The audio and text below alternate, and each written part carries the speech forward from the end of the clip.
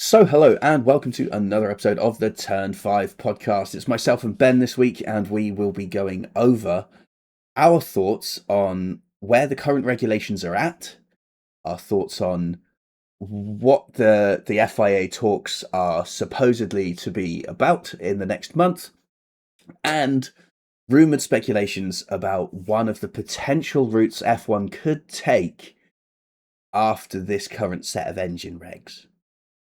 We'll start with the simplest section, which is news. We've heard this week in the world of support races from F1 Academy that the two North American rounds will now each feature 3 races instead of the originally scheduled 2 to compensate for the fact that we are no longer racing in Saudi Arabia. Which sounds like we're definitely not going to Saudi Arabia. Yeah, I think that's completely off the cards now. Yeah. It's a nice move from the F1 Academy because it means that drivers that are in this season are not disadvantaged by having a lower number of races than they were in if they'd competed last year, or if they were to compete next year and the schedule is back to normal, or they've adjusted it in whichever way they like. We've seen it before where a race had to be cancelled at one round. I think it was Miami that we lost a round because of the weather, and then they went 3 races in Canada. So, which kind of sucks for the wild card entry there because they only got 1 race, and is great for the wild card entry at the next round because they then got 3. But you can't write your own races, can you? Yeah, I'd say it's not for that, at least, with weather coming into it and stuff like that. The wild card entry is a bit of an outlier in the whole grand scheme of things, but it's good to see that we are still going to be getting the quote unquote full amount of races for the season. Yeah. In sort of F1 Academy tangent adjacent thing, have you seen a Lego announcement in the last week? Oh, a Lego went out. Mm-hmm. They're doing another car, or what? So last season, Leah Block raced for Williams. Lego have announced a Speed Champions Ken Block's Hoonicorn. Yes.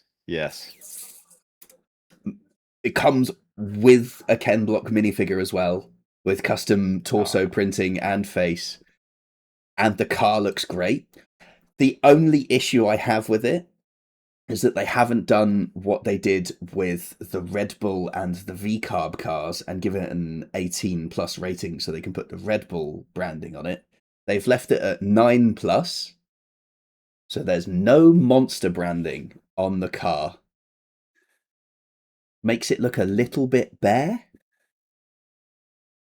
Yeah. But as with the F1 Icons cars, where all of them are missing certain cigarette branded livery details, there will probably be a fan-made custom sticker sheet available by the time the set hits the shelves.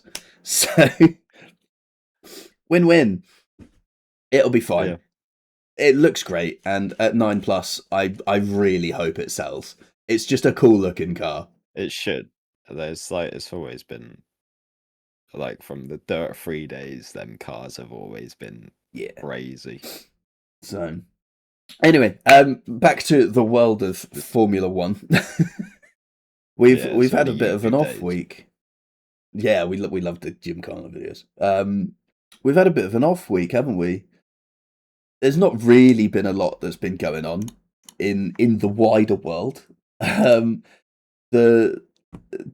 news on the F1 website has been hilarious because it's like Hamilton on getting his mojo back, and familiar territory could help Colapinto. And it's like, come on. We've not got Anything. It's been a week. Yeah, literally. The one that came out today, and it was Antonelli's first F1 win was just a matter of time, says Bottas. We got nothing else to talk about. The most interesting one in terms of pot stirring, I guess, in a way, or just, outright speculation. Oscar Piastri is confident that Mercedes are beatable. Is that like over the season or yeah, in 2026? He says that he's confident they're beatable. I don't know if he means just like at least one race during the season where the teams are playing catch up through development and then they can beat them. I think that's probably what he means, because I don't really see anyone catching and overtaking Mercedes in terms of a constructor's standing position. Yeah, it's nearly, it's like a 91 point gap. And we're 3 rounds in. Or 89. One or the other. Maths, eh? Yeah. The other fun article is, can Antonelli finally end Italy's long title drought? Brother, he's won 2 races. We hope so. I mean, we hope so, but he's won 2 races. Let's chill. Let's just take a step back. We want him to lead a title fight, but it's really early days. Okay? Yeah.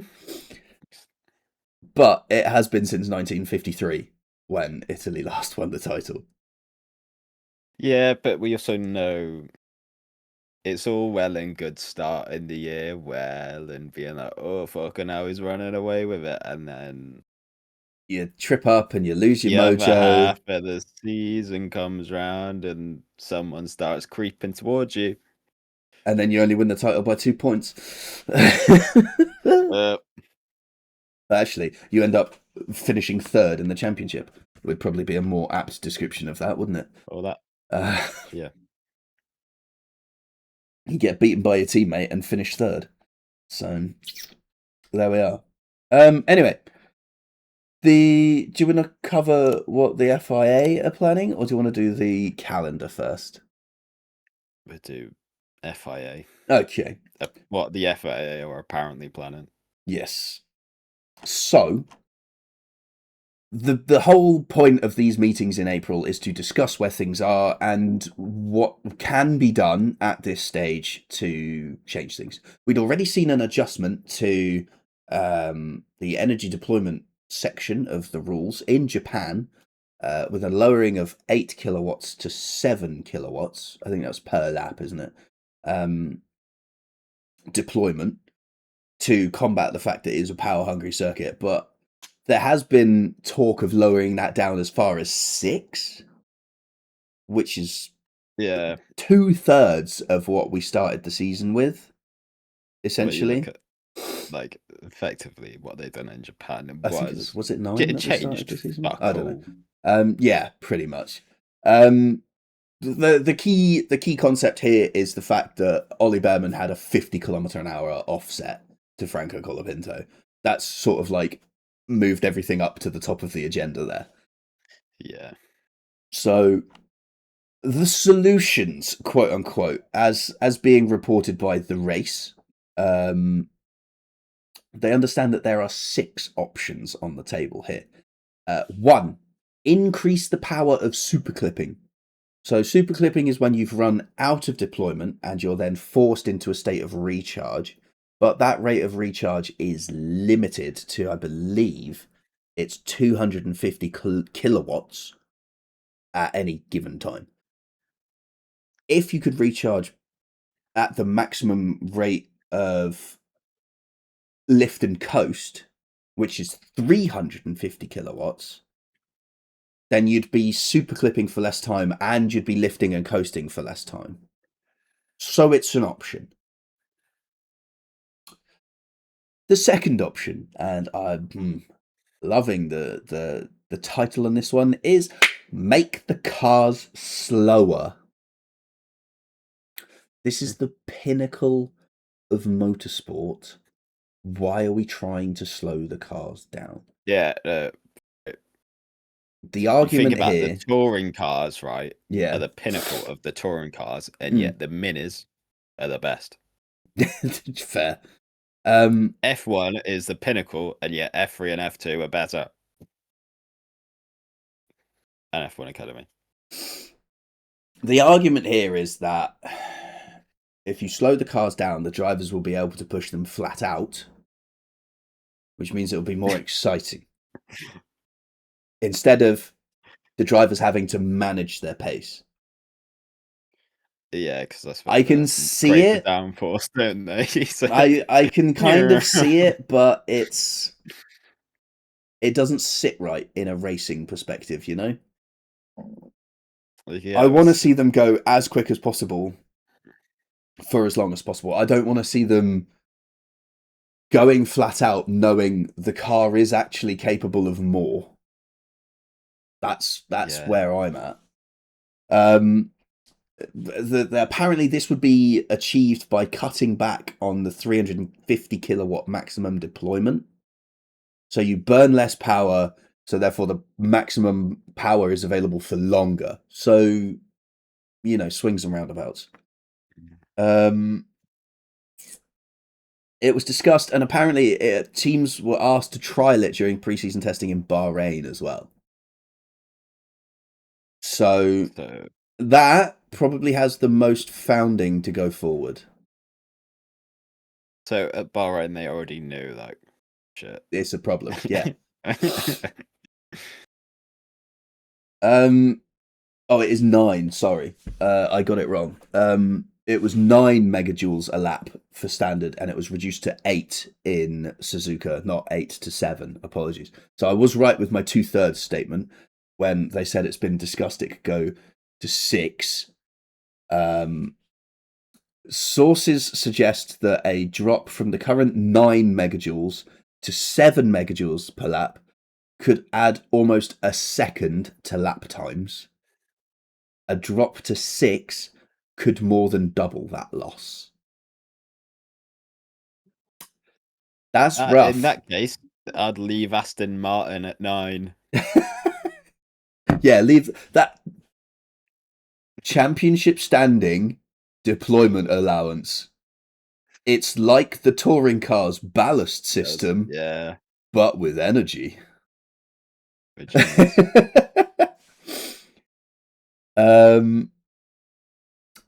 Titled A Left Field Solution is a complete overhaul of the active aero system.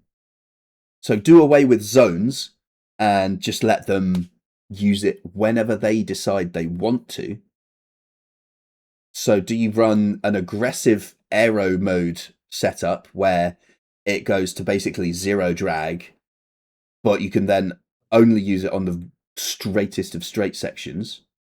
Or do you do it to it like 20% drag instead of your full drag, and then you can still use it through some of the corners, but you're losing time on the straights? Yeah, but then there'd still be the same issues now. Well, because you're running with less drag, and you can use it on different parts of the circuit, is what they're saying. Because you're using it more over the lap, you're using less energy because less energy is required if there's less drag.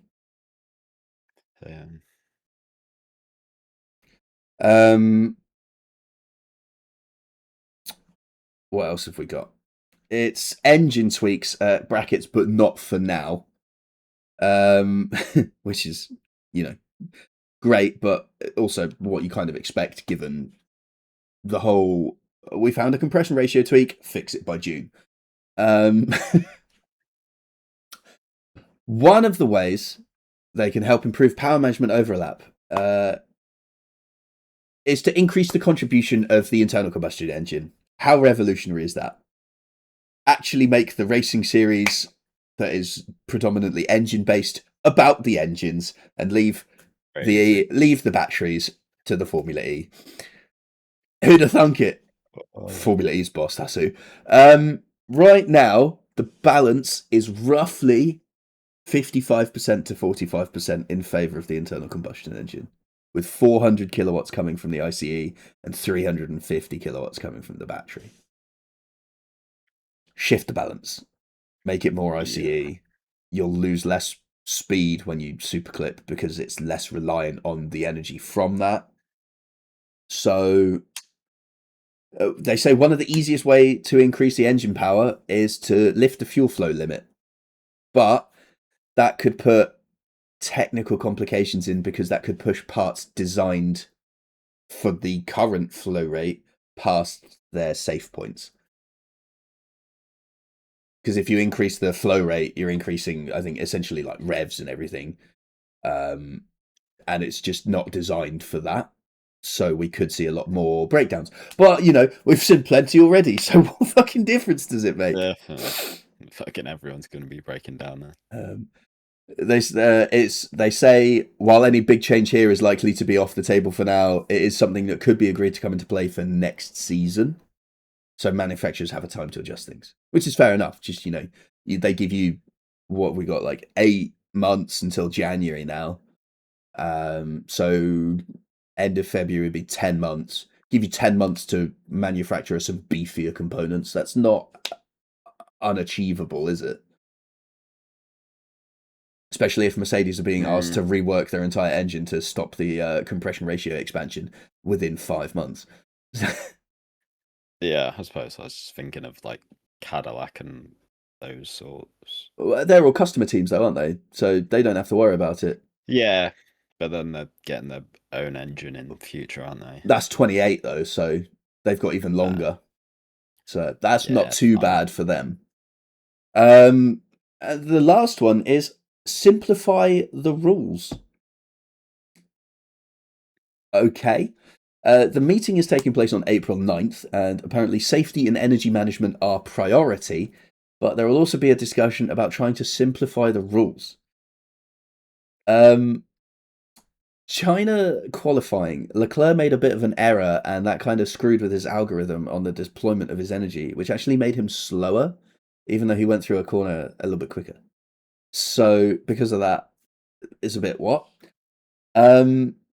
The power units are essentially confusing themselves. So, yeah, so Leclerc said it was a bit silly that in coming off the accelerator pedal, he had fallen outside of a threshold that allows for power deployment to be limited, so effectively burned too much energy in the wrong part of the track. So he went a little bit too slow and got too much energy deployment, so went too fast and then didn't have enough energy at the end of the lap. Seems a bit dumb. They're saying that getting rid of some of these complexities, such as those thresholds, would go a long way in putting some control back in the hands of the drivers.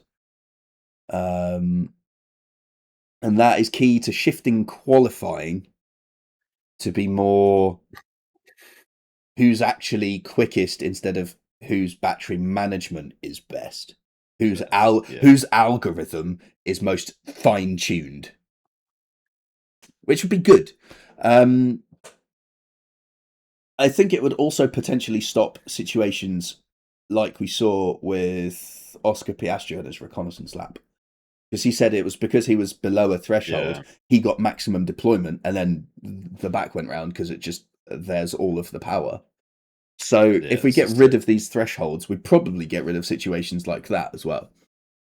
But time will tell, as we say. The meeting is on April the 9th. If any news things come out of that from Friday onwards, or even the end of Thursday, we'll bring it to you. Not next week, the week after. I am away next week. Your boy is gonna Lego land. You get a driver's license. I'm too tall. Lego, fix your shit, man. I can't fit in the car, apparently. Literally. There's a minimum and maximum height, and it's like 1.5 meters or something. What is the maximum? Yeah. Oh, shit. Human. Let's see what it says. Explore. Oh, wait. Yeah, rides and attractions. Minifigure Speedway. Sounds great.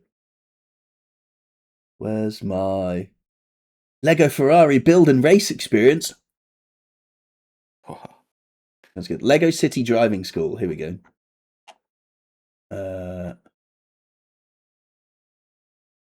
Drivers must be between 1.1 and 1.5 meters high. Fuck. Not suitable for guests age over 13. Nah, bollocks.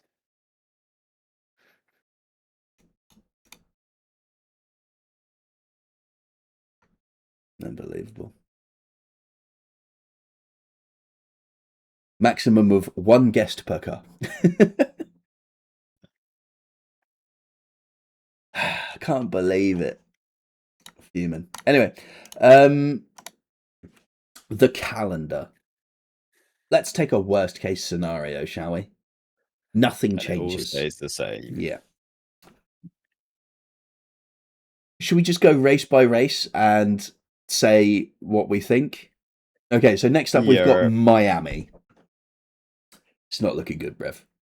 It's not. It's right. There's a lot of long, fast sections in there, even though there's a lot of tight, annoying sections in there as well. Yeah, but wait. Where you're making the overtakes. Yeah, exactly. You've got 2 heavy braking events, I want to say. We say turn 1. Well, turn 1's not that bad because the run, that straight isn't that much, and the corner's not that tight. I'm thinking more turn 11, which is after you've been through sector 1, it's like the heavy braking in sector 2 before the really long right-hander. As he gets the map up. Turn 11, yeah, that's the heavy braking one. And turn 17, obviously. Yeah. Turn 17, obviously, because it's after where they've put the speed trap, and that's always the fastest part in the course. So, 2 heavy braking zones. They say 3 straights. I mean, yeah, the start-finish straight, but it's not that long, is it? So, yeah, but then that's also flat from when you come out of 17. True. Very true. So it's not really a straight bit. They haven't actually added the straight mode zones to the track map yet. I'm guessing it would be definitely 16, 17. I reckon after turn 9. Yeah, and then all the way down to 11, and then the start finish straight as well. Yeah, they'll add it there. After the last corner though, they won't add it before that. I think turn 10 is a long enough radius they can get away with it. Yeah, because it's not really a corner. Like if you were to draw a circle of that, you'd have a Grand Prix that was like what 80 kilometers a lap or some stupid thing. Because it is not a corner; it is a curve. After Miami, we have Canada, which I think is arguably worse. Yeah, that's also. I think every single street circuit now has been put into. It's not looking good after what's happened to Behrman. Monaco is probably the outlier there. I don't think Monaco's looking too bad because I don't think you spend enough time at full deployment. Yeah. I think it's still going to be. It's potentially still just going to be Monaco again. Yeah. So.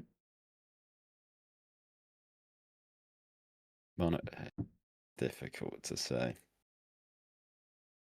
Because then if somehow super clipping at Monaco is a fucking issue, then that's game over. Bad. That is game over. Coming out of the tunnel into the Nouvelle Chicane and someone super clips, that's a plane crash.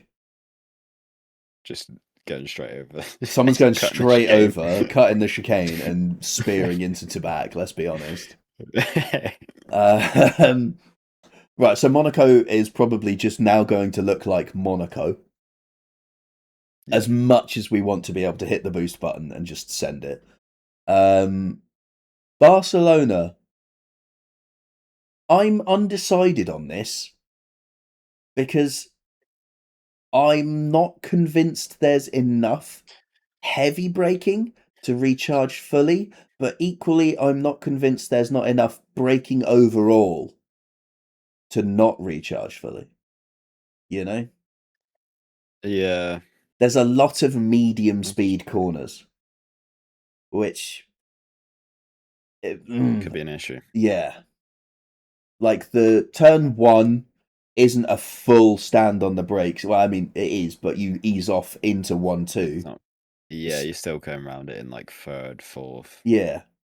And then the big turn 3, you can be using some energy there. I think that could be a bit of a watch the drivers try and hang on to the car through that one. Yeah, it could be a bit where the car uses deployment and the driver's like, I don't want it here. Yeah. I mean, because I'm thinking of how Charles was hanging on to the car around Suzuka. And I feel like it's going to be like that, but worse. Because the corner's just that much longer. Okay. Yeah. I mean, then like up the hill through 4, over the crest at 5's. Then you've got a bit of a light stab on the brakes to go into the left-hander, and then again you're flat out until like that's turn 7, 8 chicane, but you're not really slowing the car down that much there. And then in recent years we have been flat out over the crest of 9, but there could be a confidence lift there. Yeah, I think that'd be with the lower downforce. Then we're into the straight. Then there's what used to be a really heavy braking section and is now not as heavy. Changed. Bring back the old. Literally. And then you're into more medium speed corners before hitting the end of the lap. So put in the chicane again. Slow them down. Add extra recharge. So Spain, I think, will be the least worst of the circuits that aren't Monaco. We're just going to leave Monaco in its own bracket because I think that's fair. It's such an outlier. Yeah. Then we've got Austria, which I think is a big problem. So much of that circuit is flat out. There are only 10 corners. There are not many heavy braking zones. You've got turn 3, and you've got turn 5, I think it is, or 4, because then there's the second part of that corner, which is magically turn 5. Whatever. So that could be a really key one, but the lap is really short, which could play into its hands. That could be an advantage for it. Because that, or they're just like, we've got 8 megajoules, and we've only got a really short time to use it. Let's go. And then they just drain it all in like 5 laps. So, hey, that could leave strategy open to have a really fast stint right before your pit stop, pit, come out, and then go lower on the energy management so you keep it for longer, and then you've jumped someone in the pit window. There's potential there, but I still think super clipping's going to be a big issue at the Red Bull Ring. Then, Great Britain. Problems. No. I think there's going to be problems here. I think there's going to be big problems here. There's a lot of straights. But I'm going, so let's hope that it's really fucking good. I mean, it could be, but it could be a lot more yo-yo bollocks, you know? Yeah. Not looking good, Brev. Is the category it's in. We might have some moves into Cop's Corner for once. That would be interesting. Sorry.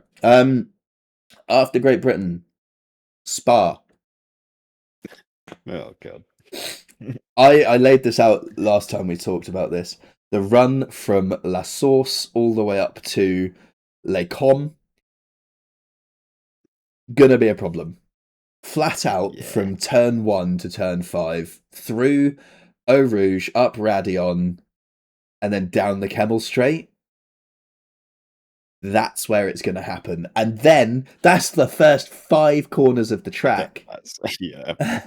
You've then got Wow. the whole, you've got everything round from like No Name and through Pouon.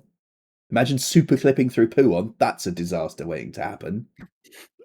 Then you've got the Schumacher S's, or whatever they've called them now. I think it's still Schumacher. And then you've got the blast from Stavelot round to the bus stop. Bus stop, yeah. Through Blanchemont. Again, disaster waiting to happen, I fear.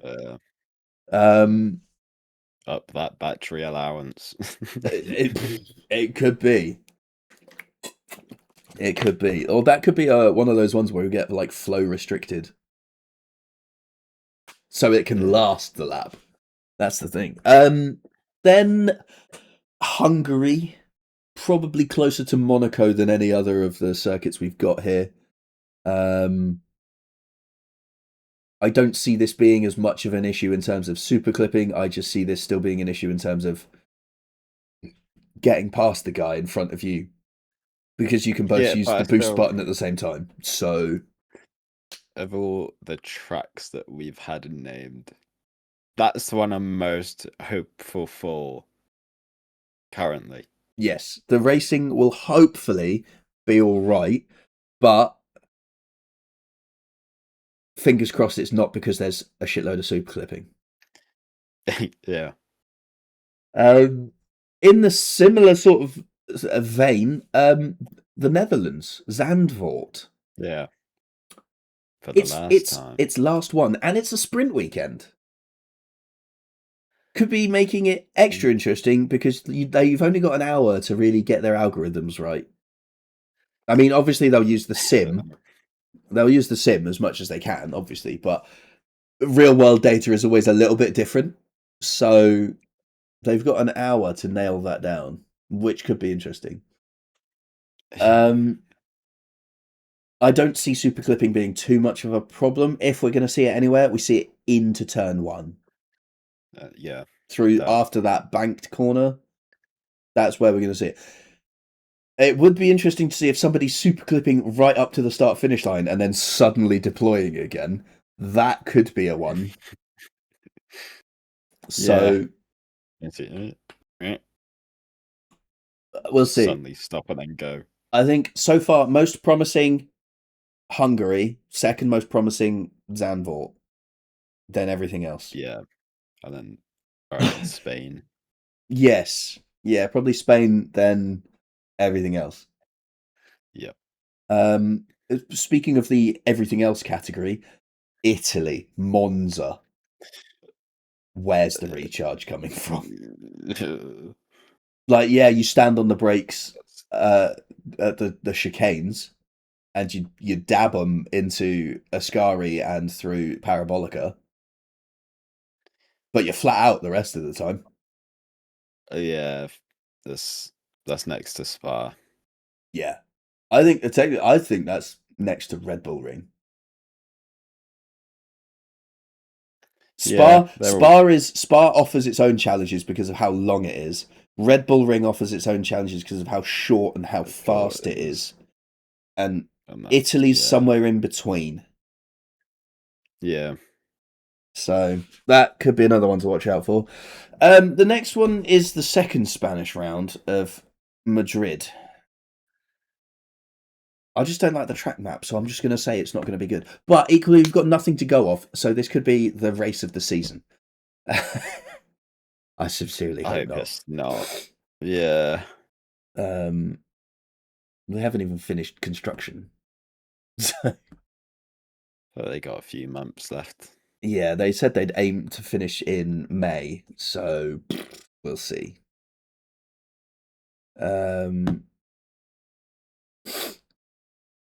Azerbaijan.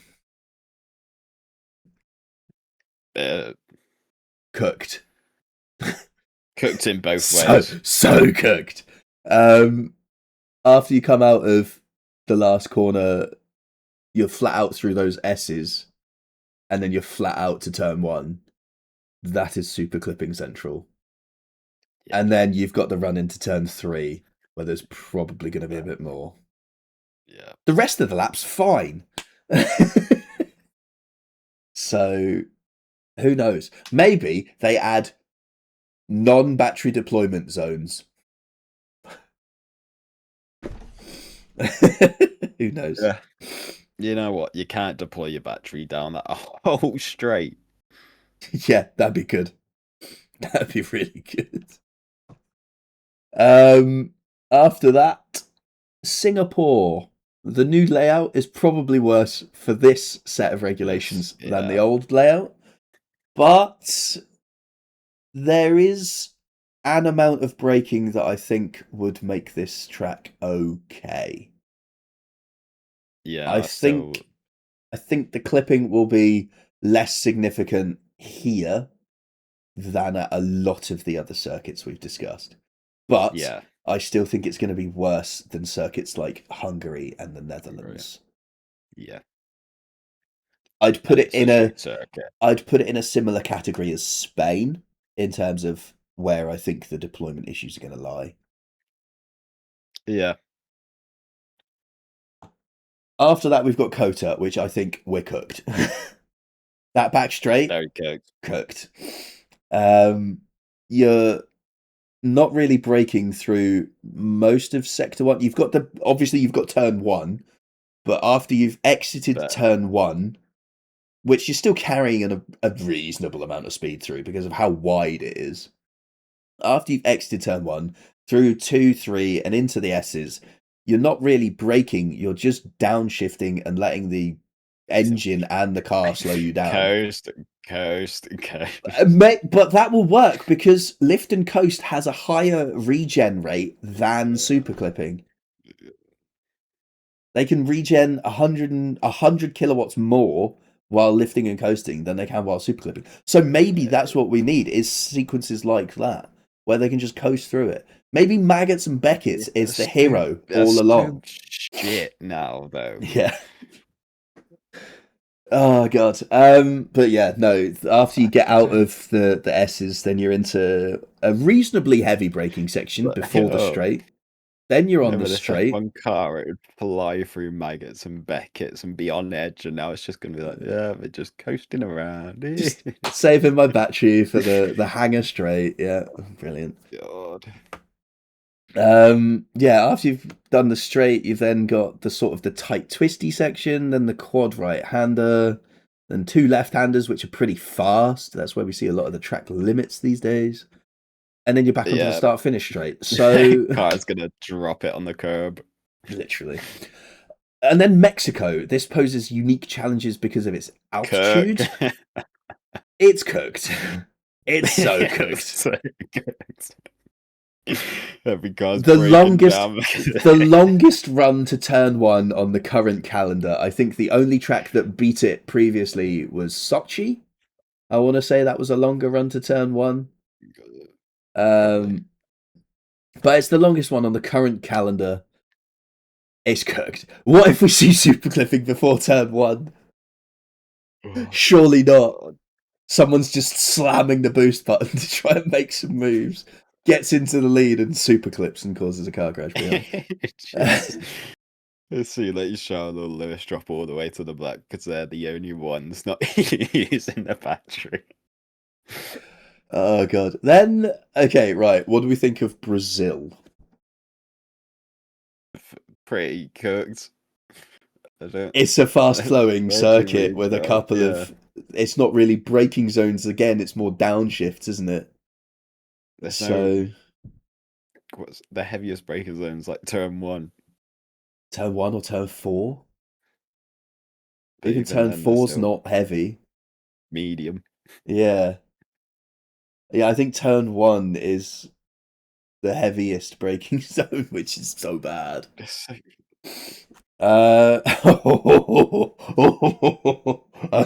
just see what's there. Vegas. Extremely cooked. That is up there for, I think, the worst. Yeah, I think it would be the worst by a mile.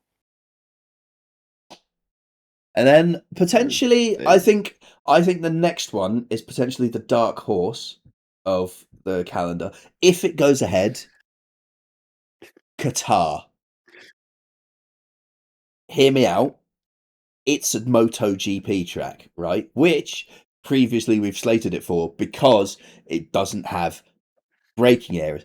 But with the downshifts and therefore the lift and coast potential there, I don't think battery issue is going to be too bad at Qatar. There's no. I'll see that the long straight is into turn one. One, yeah. You might see some good racing in sector one. Yes. I think Hopefully. then afterwards it becomes just a battle of how much can you lift and coast while keeping other people behind, and then dump everything on the home straight. And then finally, equally, if this goes ahead, Abu Dhabi. Pretty cooked. Yeah. Bring the old layout back. Might be alright. Actually, yeah. But unfortunately, it's not like Paul Ricard when we can just change which white lines are painted on the day. They've properly redone it, haven't they?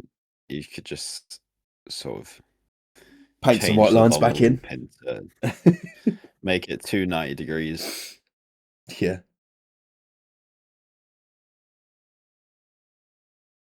Yeah, it's not. It's not looking good. So what we've got is a maybe on Qatar, a maybe on Singapore. Zandvoort and Hungary are looking okay. And maybe on Barcelona. And then Monaco in its own category. Otherwise, cooked. I hope everybody is ready to hear super clipping for the rest of the season and for lots of talk about kilowatt allowances, because I feel like those are going to be adjusted more than once. I'd hate to see the same kilowatt allowance per lap in Austria as in Spa. Like, because that just means they're going to be on average going slower in Spa, right? Yeah. Because you have to essentially double the distance you take that energy in a lap. How far is Austria? Austria is 4.3 and Belgium is 7. Yeah, so 7.00 something, isn't it? 7.004, yeah. So it's almost double. You're adding an extra 75% of Austria to get to the length of Belgium. Surely they just cut the allowance at Austria. Maybe that's the track we see the 7 or the 6 megajoules per lap, and we keep it at 9. Yeah, but it's Montreal's quite. It's not exactly a long track either, is it? So this is also true because there's like 70 odd laps of that. Yeah, it's 70 exactly. Yeah, I was thinking Monaco. Yeah, Monaco's like 74. So no, 78. You're on. Yeah. So I think What's the next the length of Miami? Oh, Miami's like 6, I think. Oh, 5.5. So there's 57 laps of Miami. So I think the next. Let's have a look at the dates. So 1st to the 3rd of May, and then there's another break there almost of 2 weeks off. So we're in Miami 1st to the 3rd of May, and then we're in Montreal the 22nd to the 24th. Miami has to be a test ground. Montreal has to be the secondary test. Because then after that, we've got 1 week off, and then we're into a double header of Monaco and Spain. Then 1 week off, and then a double header of Austria and Great Britain. So I think they could do Miami with a test, adjust it for Canada, test, adjust it for Monaco and Spain as a 2-headed test, and then adjust it again for the next double header, and just keep going like that. Yeah. it sucks that we have to do this, Yeah. but the alternative is doing nothing, and that's so much worse. Yeah, or even try and like use the practice session. I can't say the fucking word now. The practice sessions. Yeah, there you go. There we go. Use like practice 1 as a test and be like, right, get the teams to 1 lap use like 5 kilowatts of power, whatever, and then maybe what to 1 like lap use like adjust 9 it again. Adjust it through the session and be like, okay, so the FIA Yeah. say you need, through this session, you have to do 1 lap that uses 9 megajoules of deployment, 1 lap that uses 8, 1 that Yeah. uses 7, 1 that uses 6, and then report those And then specific lap findings back to us. yeah, and then practice to be like, right, okay, 6 made the most sense and looked the best. Yeah. So use that. Because it is so track dependent. But also, you'd probably want to mandate that, okay, the teams don't have to use their specific race engine mode, but make sure that the engine mode they are in is constant across all of them so that you can see where the Yeah. battery level is. Because otherwise, Yeah. it's just not worth it. If you're adjusting adjusting engine modes between laps, then you're throwing extra variables into it. We've already got enough variables of the track will be rubbering in and the tires will be degrading. We don't need the extra engine mode variability in there as well to complicate matters. Yeah. Alternatively, we just use this time that we have in April and we get all the teams at Silverstone to do a behind closed doors test. They wouldn't do that. They won't do that. Because that puts the teams that are not based in the Silverstone region at a disadvantage. Because obviously they have to transport everything. Hey, it's going to be a rough one. Obviously, we'll have to wait and see what they say after the meeting on the 9th. What they say? Oh yeah, we spoke about these issues. Nothing's changed. No, they have to. They are going to change something purely based on the fact that Ollie Behrman had his crash. Yeah, that's what. Will it be the right thing? Well, that's the question. Yeah, that's the $1 million prize, isn't it? Is will they do the right thing?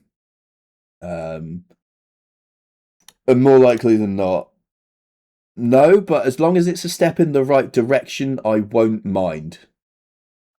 Yeah. If it's a positive change, I'll take it. Even if it's not the perfect solution, you know? I think we're too early into these regulations to be able to expect one meeting and one adjustment of the rules to nail it in. And it's back, yeah.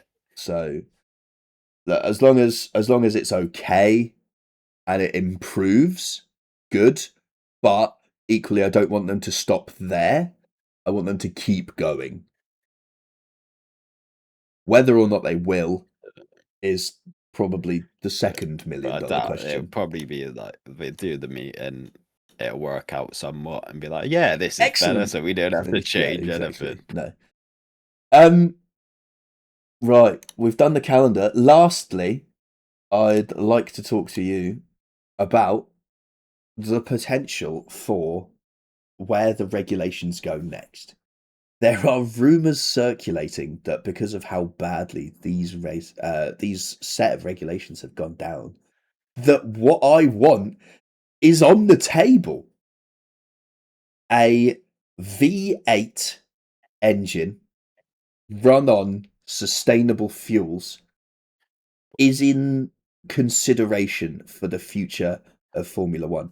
Now, this is an important distinction to make. We have had V8 engines before in the early 2010s, but those were naturally aspirated engines. These new ones would still have a turbo. So it would be a V8 turbo, but run entirely on sustainable fuels with there is actually no mention of battery power at all anywhere in these articles that are talking about the rumors. But I think it would be stupid It's to still, get rid of it completely, considering we've had some yeah, kind of battery deployment since 2009. so it's 9. Yeah, there'll still be like cars or Yeah, something exactly. stupid like that. As long, I don't mind that though. I just want the majority of the oomph to come from the engine. Engine, yeah. Yeah. If it's like an 85-15 split, I think that's probably my sweet spot. Fine. Yeah. Because it is predominantly the engine, but you can make up a bit of ground with a good battery. I think if you go any too far lower than that, towards more like 75-25, then you're still erring into more of the Formula E territory. I know they're very much 100% electric, and that's that. But that's their own thing. I don't want to tread on their toes any more than we already are.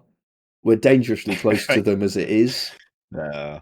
The problem is, because Formula E has gone through so many generations and so many seasons, they're fine with their electrical deployment and their electrical rules and everything. They've got it nailed down. Their racing is now pretty all right.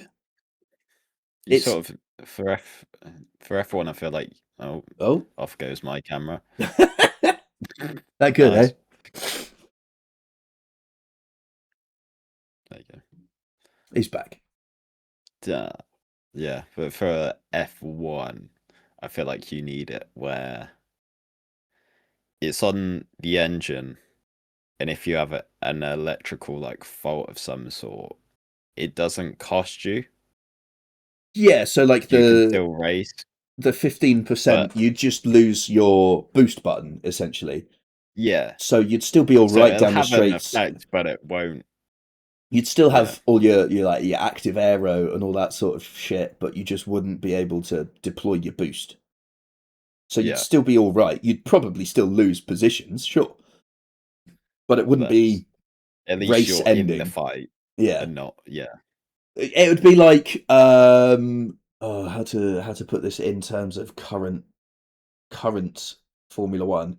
It'd be like if you're in a Mercedes and you lost your engine, lost your electrical deployment. You'd just be fighting with the who's mid, fighting with the V carbs. Gasly. He's doing all right, but it wouldn't be like you lose your engine, you lose your energy deployment, and then suddenly you're fighting the Cadillacs. Yeah, Like there has to be sort of a mid ground. So I think 85-15 or 80-20 would be an all right split for ICE to battery power. yeah. I'm excited by the potential that a V8 turbo is coming back, or a V8 is coming back, and it's with a turbo now, and it's on just fuel. It's not electrical or anything. It's sustainable fuel, because that's what they've been pushing towards in the last few years, isn't it? If you've, Yeah. I've been keeping an eye on it, and like over the years, they've added a higher amount of the fuel they use has to be sustainably sourced, and so just go all the way, make it fully sustainable, run the engines off it. There you go. There's your target, and the reward is cool cars, cool engines to go in And cool cars. sounds. Yes, Yeah. good exhaust sounds. Oh, bring back the blown diffusers. I don't think there's any other news, do you? It just shows how like far in front Cars 2 film was Truly, using sustainable fuels. all in all. Yeah, Oh God, what a film! ahead of its time. It was. It truly was. Speaking of cars, let's do a little bit of Lego speculation. They brought out Lightning McQueen as a 20th anniversary of the film Cars releasing. Given how successful this set has been, which character next becomes a Speed Champions car? It'll probably be Meta, but it would be cool for it to be Chick Hits or the King? Chick Hicks the King, outside choices, like 'em. Emily thinks Mater, Yeah. and I think that could Meta's release. the obvious one. That could release in 2 years to be the 20th anniversary of Cars 2, because that was very much Mater's film. Yeah. So I think in the meantime, Doc. Sally. Sally or Doc. I think Sally, though. She plays a big part in the first film. Yeah. And it's based a on bit Porsche. in the third one. Yeah. So, and they've done Porsches in the past. So it's not too unrealistic to connect the dots from A to B and put Sally in. I would absolutely love a Hudson Hornet. That would be amazing. And to have two different versions of it, where he's Doc and where he's got his racing stickers on, that would be incredible. I just want a whole wall of Cars Speed Champions. I'm just going to be honest there. Cars Lego. Yeah. Anyway, we don't have any more news for this week. We'll be taking a break next week as I am in Legoland.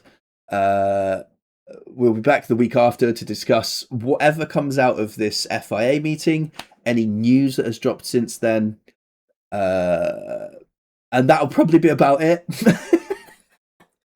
I'm impressed that we've managed to drag this episode out to almost an hour, to be honest.